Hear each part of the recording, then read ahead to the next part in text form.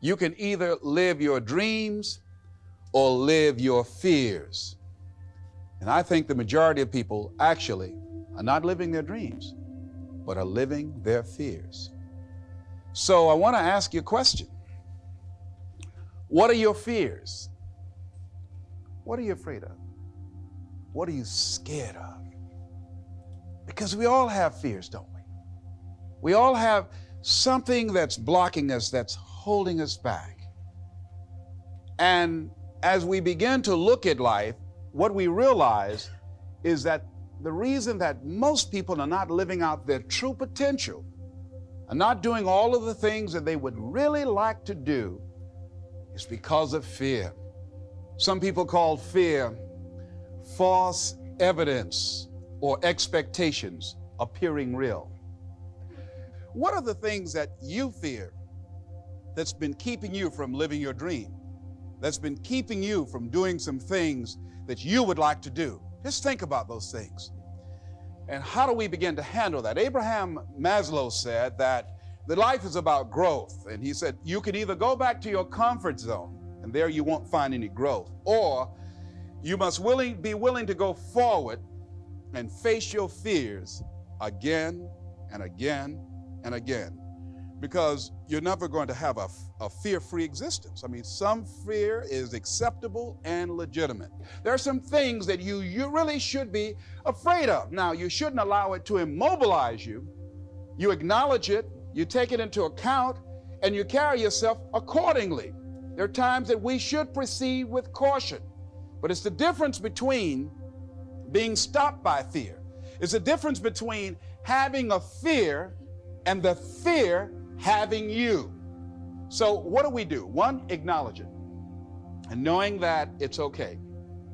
Don't condemn yourself for being afraid. It's perfectly fine to have some fears. You acknowledge your fears, you embrace those fears, and then you move on.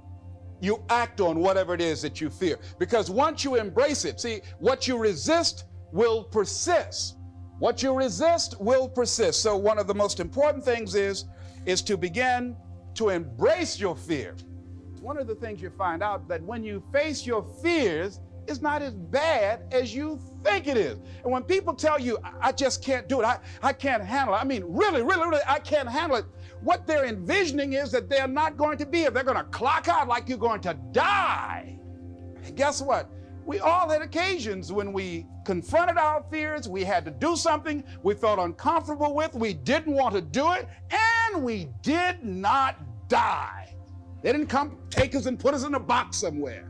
So what we've got to begin to do, how do we handle that? What's the process? Because it's all up in here. One, I think, is imagine the worst case scenario. Then I had another technique I used. Visualize yourself being more than able and capable of handling it. And I used to have a tremendous inferiority complex about speaking before people that I felt who had more going for them than I did. Because I'm not college trained, I used to feel that college people were the most intelligent people on the planet. And there was nothing I had to say for them. And what will they listen to me for? That's the way I felt. And so I had to visualize myself speaking before them, speaking before various audiences that had more going for them than I did, and realize and appreciate my own value, and that I was a worthwhile person, even though I didn't have all going for me. I didn't have the money, I didn't have the education that they had. So part of the process is seeing yourself, being worthy, being capable, having what you need to make you a worthwhile person, and that you're more than able, and that you deserve to be listened to, or you deserve to have that dream and that passion and whatever it is that you see and envision there. You've got to see it in your mind's eye and know that you've got what it takes. Repeat after me, please. I must see in my mind's eye, see myself confronting my fears, handling my fears. I'm more than able. So deciding as you look at your life, as you look into the future and say, what fears am I holding on to? What fears that I'm allowing to imprison me, that's keeping me from breaking out, that's keeping me from living up to my true potential, that's keeping me from really being happy, that's keeping me from having a sense of adventure and excitement in my life? What's keeping me from controlling my destiny? What fears that I'm giving that permission to? Notice what I said, that we must give our permission to fear to immobilize us. Because whatever discomfort you experience, whatever challenges or difficulty that it is, you got to handle it. You got to go up in there and wrestle with it. Will it be easy? No. Will it be challenging? Yes. But that's just what you must go through in order to get where you want to go. And guess what? You are strong enough to do it. You're strong enough, and your life is worth whatever you have to go through, whatever you have to do. This dream you got, whatever you want to do, will it be easy to just run out there and do it? No. Will it happen overnight? No. Will it be a struggle? Yes. Will there be times when you can't make ends meet? Yes, that's a part of it. Will there be times you won't know what to do? Yes, that's a part of it. Didn't nobody warn you that it was going to come down on you like this? That's called life. There are all kinds of challenges like that. So what's the next piece is that you accept yourself, then you accept the fear as a fact and not a force. See, when you accept yourself and you accept fear as a fact, that means that it's something that happens. It's something that you're going to experience, but it is not a force to hold you back. It doesn't have any special power other than that you give it. So you accept the fact that you are afraid, and then you move on anyhow. You move on past it, and you do whatever you've got to do.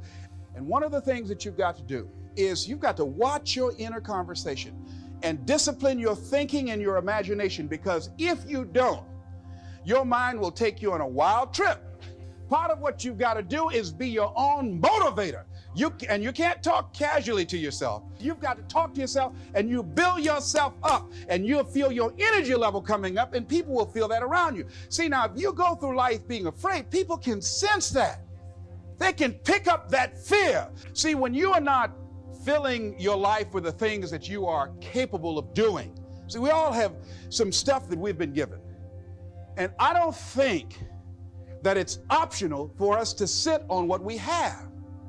See, if you're sitting on what you have, what you've been given, and I think everybody's been given something to bring to the planet, that only you can do that, only you can perform that, only you can initiate that activity. And if you don't do that, if you're not filling in your life with your life work or your mission, then there are gaps in your life. And what we do when we're not living out our true identity, we begin to fill the gaps. We fill the holes with garbage. Alcohol, drugs, worry, self-destructive behavior.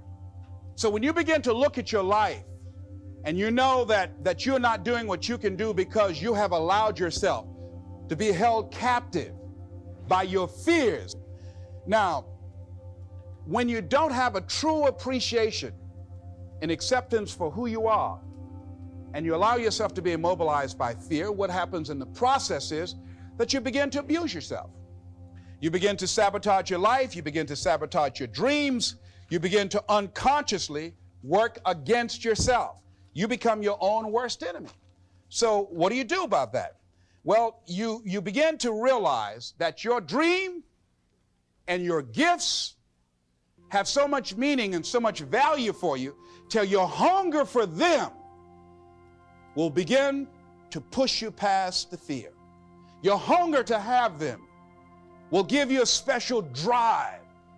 As you work on yourself, as you begin to acknowledge your true identity, the true power that you have, the true capacity you have to bring about change, the miracle-working power that you have within yourself to do the things that you want to do. When life can no longer threaten you with death, so what else is there? What else is there? And the majority of the fears that we have are not life or death fears. They're not those kind of fears.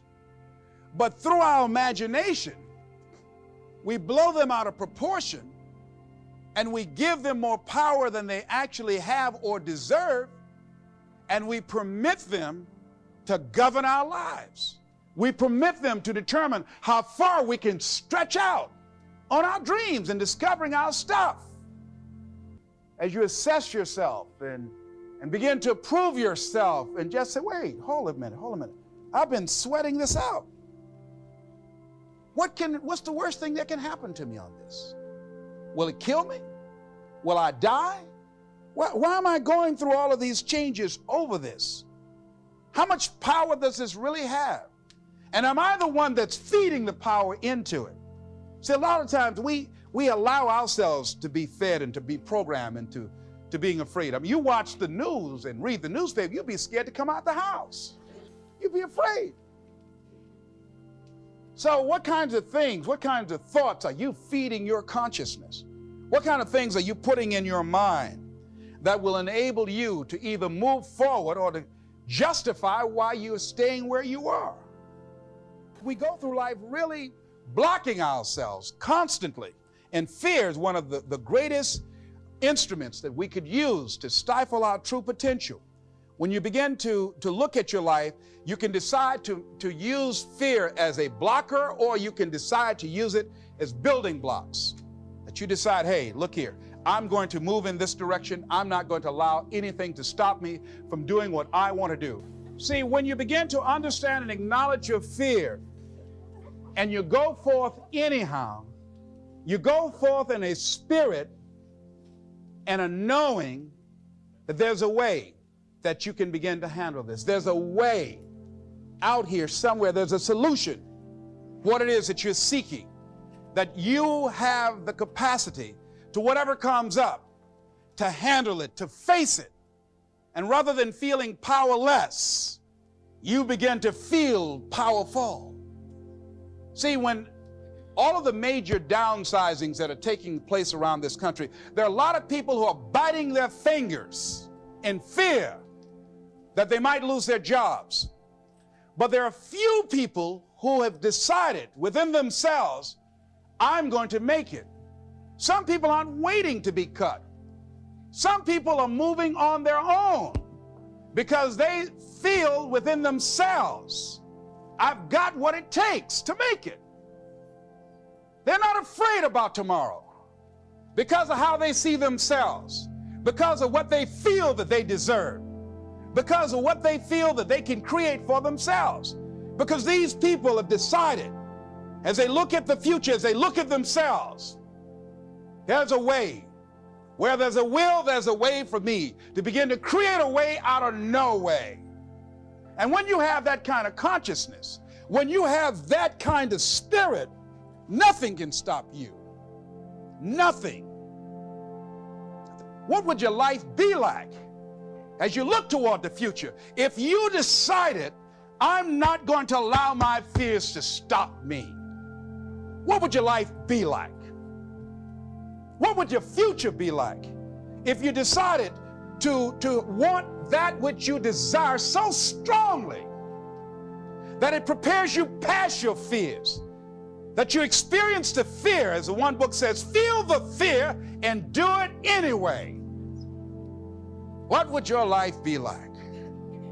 And I'm saying to you that all of us who have been entombed by fear have the capacity to resurrect ourselves. Is it easy? No. It's not easy. Can I do it? Yes. What's one of the ways to get started? Some of us need somebody to hold our hands. Sometimes we need somebody to help us out. Be willing to say, I don't know. Be willing to reach out. Be willing to get some assistance to take you to the next level. What great athlete. You never expect boxers to make profound statements. I think it was Joe Frazier who said this one. He says, all of us are like the blind man at some point in our lives standing on the corner, waiting for somebody to lead us across. See, all of us at some point in our lives need some help, need someone to reach out to us, to throw out the lifeline, to help us go across some treacherous waters that we couldn't navigate by ourselves. None of us do it by ourselves. All of us at some point in our lives. We need that kind of help. We need that kind of assistance. because we grow from the people we have in our lives that can enrich our lives personally, professionally, spiritually, and all the dimensions of our lives. We don't grow in a vacuum. So as you look at yourself, what are the fears you have that maybe you need some help in strengthening yourself in that area? As you assess your strengths and your weaknesses, as you begin to approve yourself and your passions and your dreams and your goals and the things that you want, if you decide to experience all of your true potential, as you decide to manifest all of your greatness, as you decide, wait a minute, what else is available to me out here if I decided to experience the fear of rejection, the fear of no, the fear of failure, the fear of standing by myself? What else is available? Of taking a chance, a fear of losing it all. What else is available to me that will bring some extra meaning and value? The fear of people not liking me. You know how many people do things they don't want to do because they want everybody to like them? Everybody's not going to like you. No, it's just not that kind of world.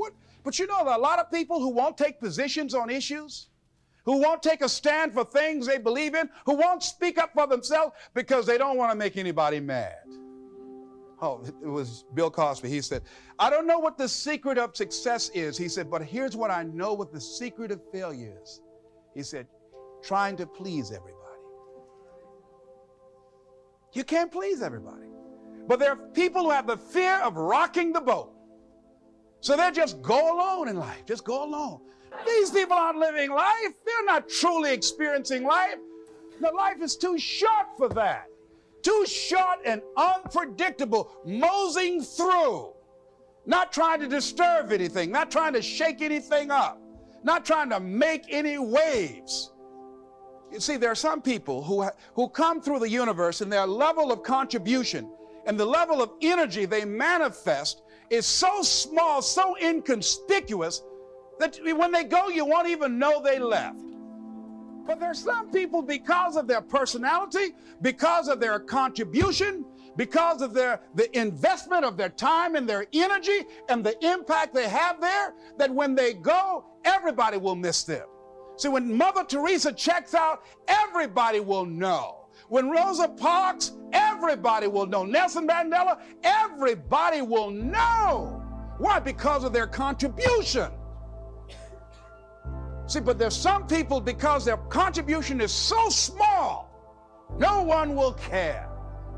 So I'm saying, before you are boxed and buried, decide that you're going to box and bury your fears. Decide that you're going to begin to live life on a new level, seeking out new horizons, that you're going to find more love and more joy and more ways to give more to life. Guy said something, I love this. He says, everything a man does for himself, guess what? He takes with him. But everything he does for others, he leaves behind. So when you begin to say, what is it that I want to leave? What contribution that I want to begin to make? What difference do I want to make in life? What is it that I want to do with the rest of the life that I have left? What chances I need to take? What risks do I need to begin to embrace? What fears do I need to step on? What areas of my life am I dead right now? What dreams? You can either live your dreams or live your fears. You have got to get to a point where you say, I'm sick and tired of living like this. There's got to be more. That's when people go out and strike out on their dreams. That's when people get out of relationships where they're dying together rather than growing together. I tell you, one of the exciting things about life is you got to keep the child in you. Little children dream.